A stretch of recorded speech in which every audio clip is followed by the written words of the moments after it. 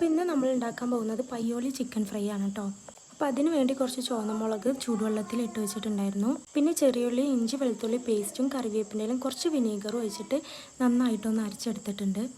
കഴുകി മാറ്റി വെച്ച ഈ ചിക്കനിലോട്ട് നമ്മൾ സ്പെഷ്യലായിട്ട് ഉണ്ടാക്കിയിട്ടുള്ള ആ പേസ്റ്റും അതിൻ്റെ കൂടെ വലിയ ജീരകം പൊടിച്ചതും പിന്നെ കുറച്ച് ഗരം മസാലയും 2 ടേബിൾ സ്പൂൺ അരിപ്പൊടിയും 2 ടേബിൾ സ്പൂൺ കോൺഫ്ലവറും ഇട്ട് കൊടുത്ത് നന്നായിട്ടൊന്ന് മിക്സ് ചെയ്യുക. കുറച്ച് കളറും ഇട്ട് കൊടുക്കുക കേട്ടോ. ഇത് മിക്സ് ചെയ്തതിന് ശേഷം മാത്രം ആവശ്യത്തിന് കുറച്ച് ഉപ്പും കൂടെ ചേർത്ത് കൊടുക്കാം. ഇനി ഒരു പാൻ എടുത്തുങ്ങാണ്ട് അതിൽ ഓയിൽ ഒഴിച്ച് കൊടുത്തുങ്ങാണ്ട് നന്നായിട്ട് ചൂടായതിന് ശേഷം മാത്രം ഈ ചിക്കൻ പീസ് ഇട്ട് കൊടുക്കാം. ചിക്കൻ ഇട്ട ഉടനെ തന്നെ ഒരിക്കലും തിരിച്ചിട്ട് കൊടുക്കരുത്. ഒരു ഭാഗം നന്നായി വെന്തതിന് ശേഷം മാത്രം തിരിച്ചിട്ട് കൊടുക്കാം. ഇല്ലെങ്കിൽ അതിൻ്റെ മസാലയും ഫില്ലിങ്ങും ഒന്നും അതിൽ കറക്റ്റായിട്ട് പിടിക്കില്ല.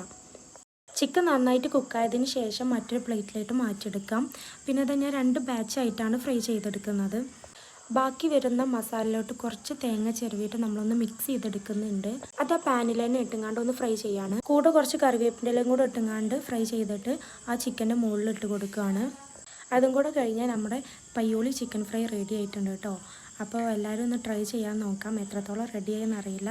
അപ്പോൾ എല്ലാവരും ഒന്ന് ട്രൈ ചെയ്യാൻ നോക്കാം. ഓക്കെ, നല്ല രസമുണ്ട്, നല്ല ടേസ്റ്റ് ഉണ്ട്. ഓക്കെ, ഇതാണ് ഇതിന്റെ പേരെന്താ? പയ്യോളി ചിക്കൻ. നല്ല രസമുണ്ട്. ഓക്കെ, കുഞ്ഞു ചിക്കൻ എങ്ങനെയുണ്ട്? സൂപ്പറാ.